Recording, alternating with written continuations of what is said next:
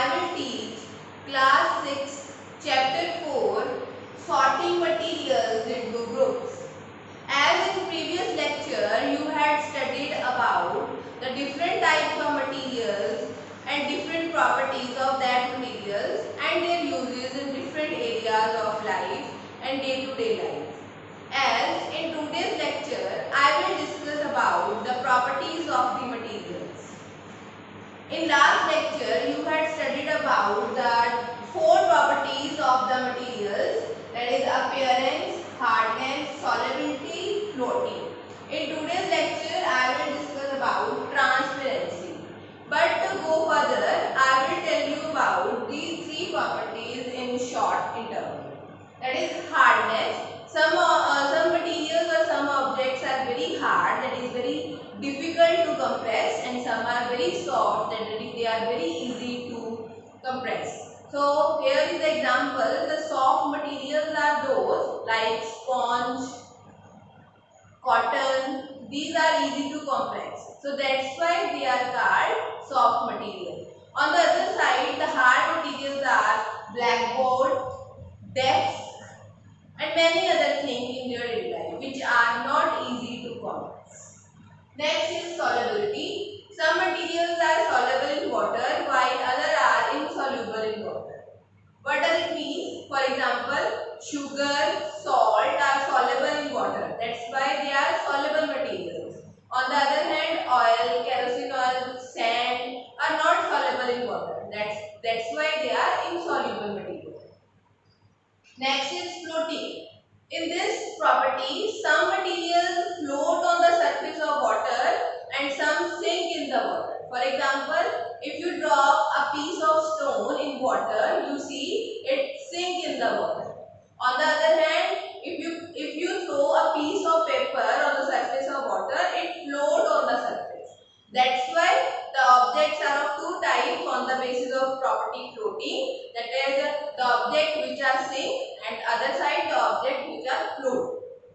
So in today's lecture I will discuss about the property, last property, that is transparency. So on the basis of transparency, the objects or materials are classified in 3 categories. That is transparent objects, opaque objects, and translucent objects. First of all, number 1, transparent objects.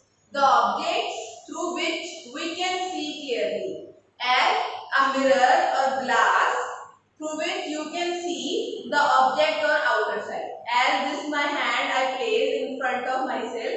If this is a glass, a piece of glass, then I can see the opposite side very clearly. So that's why glass is called a transparent object. In your day-to-day life, you have seen a plastic container or glass container in your kitchen. As you already, it is very convenient to see or locate the food item which you have placed in a plastic container, because that plastic is transparent. You can see the other side of that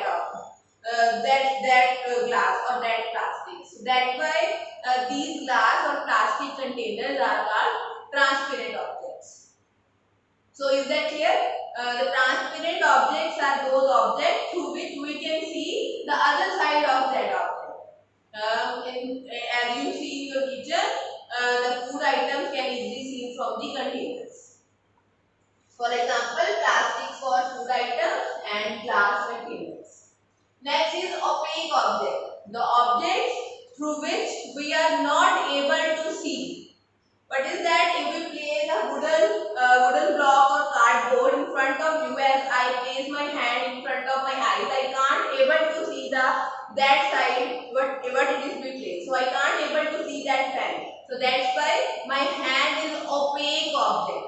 If I place a book in front of my eyes, that I am not able to see the other side. So I am not able to see that pen. So that's why that book or that cardboard or that wooden plank is called opaque object. So next is translucent object. So translucent objects are those objects through which we can see partially.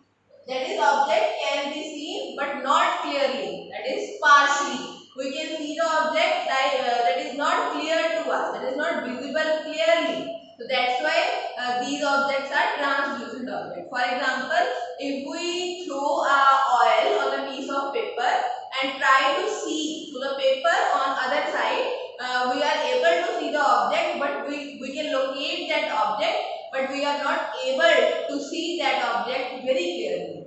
So that's why these translucent objects. For example, oily paper, sand glass are the example of translucent objects. So is that clear to you? If we place a piece of cardboard in front of my eyes, I am not able to see that pen from opposite side. If I place a piece of plastic sheet or a glass, then I am able to see that pen on opposite side. If I place a oily paper in front of my eyes, I am able to see that pen, but that pen is not visible clearly to me. So that's why the objects are classified on the basis of transparency in three categories, that is transparent, opaque or translucent. So these are the properties of the materials which I had told you. Now the next question arises, that is, what are the benefits of grouping material? What is that?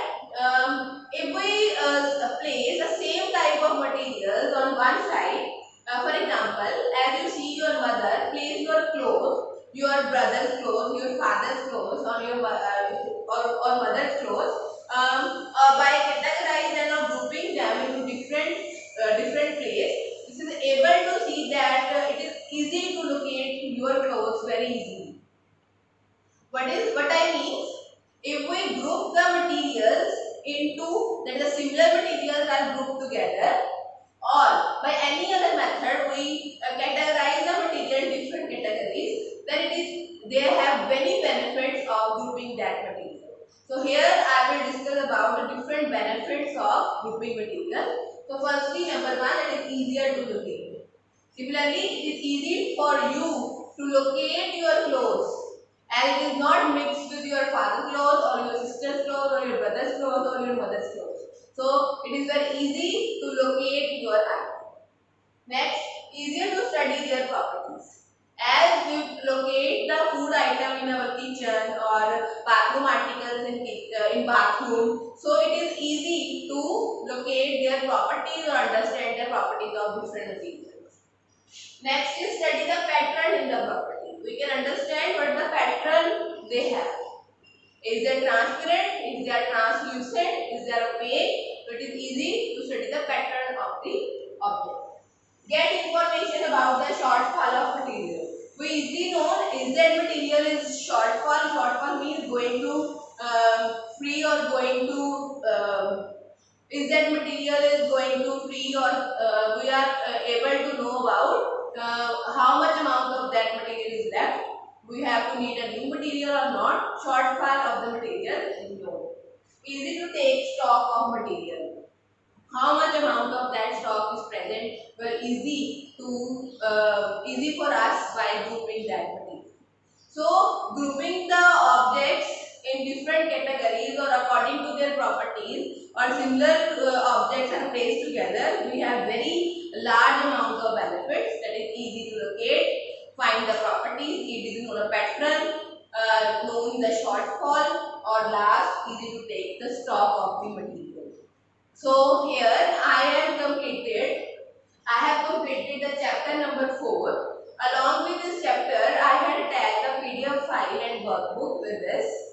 You can write the work in your workbook with pencil or pen, whatever you want to write. Thank you.